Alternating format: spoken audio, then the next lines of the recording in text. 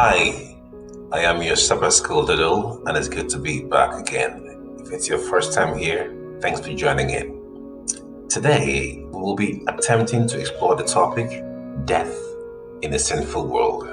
Let's get started. Today, we will be attempting to explore the following questions. Question number 1. If Adam and Eve were not permitted to eat from the tree of the knowledge of good and evil, what was the tree doing in there? Why did God even keep that tree in the garden in the first place?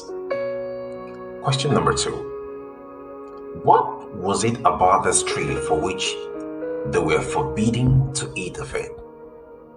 Let's find out. Exactly 4 years ago, Kelechi, my first son, was born. Happy birthday, Casey boy.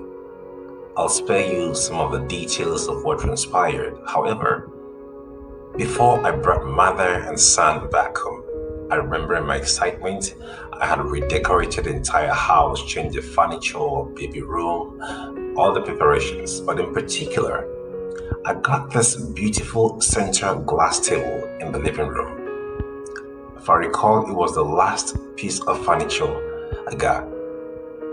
Now, as the years passed by and Kelechi began to crawl, walk, and run, that beautiful center glass table in the living room became a source of concern as it posed a potential source of collision and harm to Kelechi.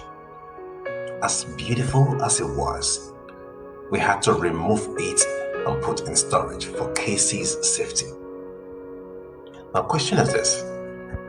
Since Adam and Eve were not permitted to eat of the tree of the knowledge of good and evil, and its presence continually posed a potential source of fall, why didn't God remove it?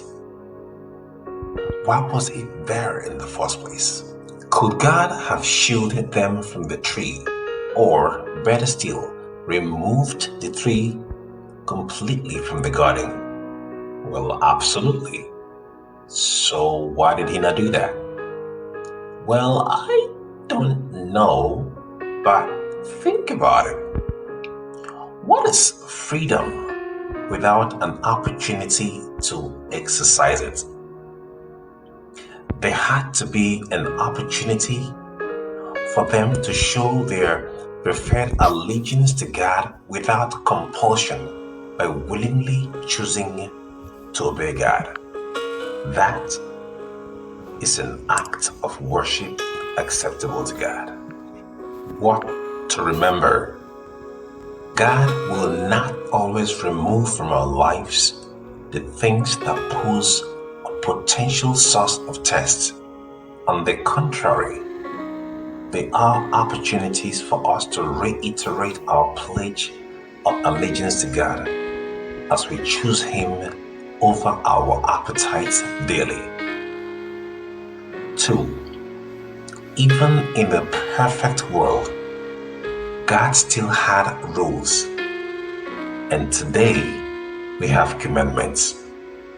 These are not to be seen as restrictions to our freedom, but protection from losing it. Question number 2. What is it about this tree for which Adam and Eve were forbidden to eat of it? There was nothing wrong with the tree or its fruits. Just like in composition, there was no difference between Nadab and Abihu's profane fire and fire from within the temple. The core issue here is obedience to God, whether or not it makes sense, knowing it has eternal consequences. In the past and today, there are things and practices that are not evil or wrong in themselves, but God has chosen them as tests of obedience, just like the tree, just like the fire. It may not always make sense, but the Word of God can always be trusted. What to remember here: we cannot safely calibrate the Word of God with human logic or intuition. On the contrary, the Word of God is the reference to which every other opinion and emotion are subject to. Here are your Sabbath takeaways: disobeyed, disappointed, slighted, and hurt. Yet, it was He, God, who initiated a conversation of reconciliation. He punished sin, yes, but He gave them covering and hope. And ever since then, He has not stopped working to get us back home.